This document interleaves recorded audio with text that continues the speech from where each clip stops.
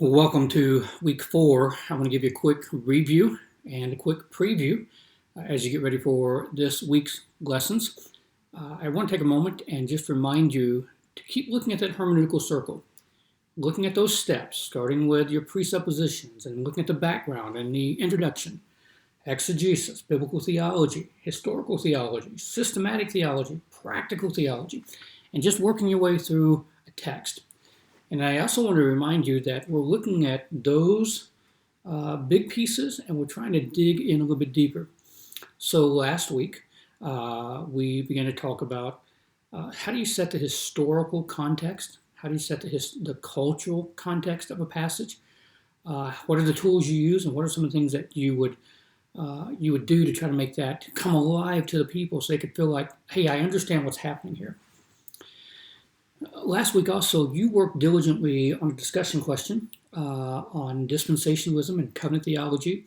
And again, I recognize we're all at different levels of our understanding of theology, our understanding of the Bible, our understanding of some of these maybe theological terms. I get that, and I'm very patient.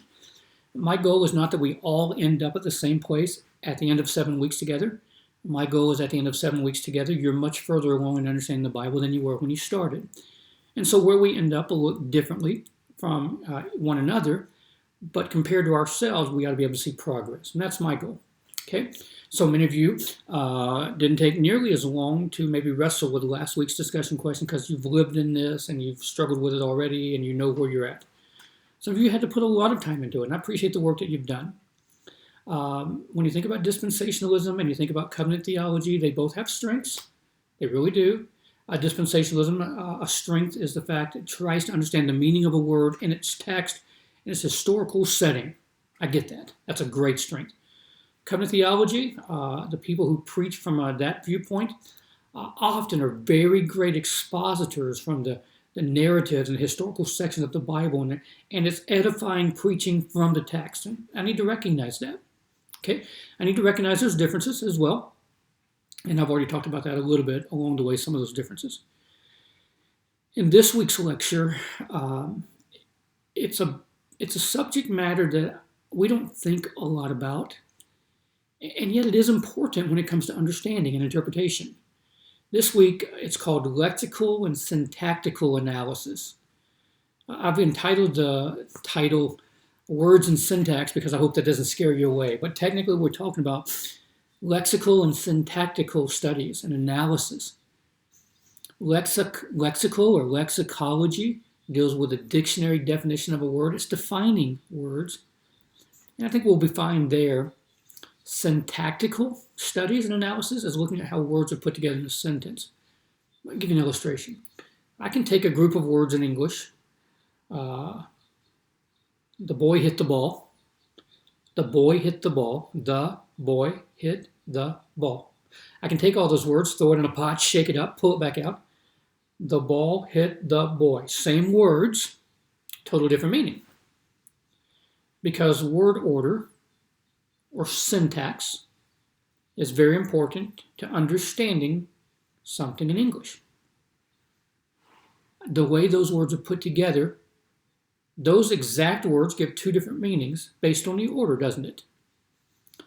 Now, Greek syntax is important as well in the New Testament, but not for the sake of understanding what's the subject, what's the verb, who's doing the action.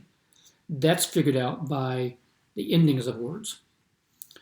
But syntax is important in the Greek language because there are places where if you want to emphasize something, you put it in the front of a sentence. So, for example, is it the boy hit the ball? Or is it the boy hit the ball? That emphasis can be conveyed in the underlying text by the order. We would have to emphasize it differently in Greek. Maybe in English, maybe we'd underline something or all caps or something like that.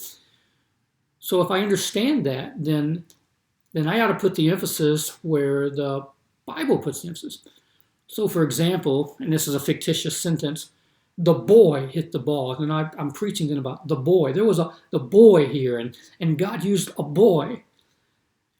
If the Bible says the boy hit the ball, and I'm preaching about the boy, but the emphasis on the ball, then I'm misdirecting my audience. That's a facetious illustration, but I want to emphasize what God emphasizes.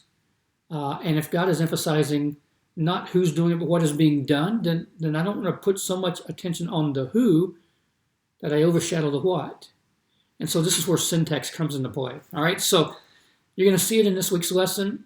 Hopefully that gives you a little bit of a preview. This week, we're going to keep reading through Kaiser's book. We're in chapters 4 through 6 this week. You also have a major assignment due this week. That's your articles, your critiques there, and that's a pretty major assignment. So you'll notice this week no discussion questions because I want to give you that time to work on those projects. Okay, so hope that helps you this week. I look forward to seeing you in the next lecture, and we'll work through the lexical syntactical analysis together. Okay, I'll see you there.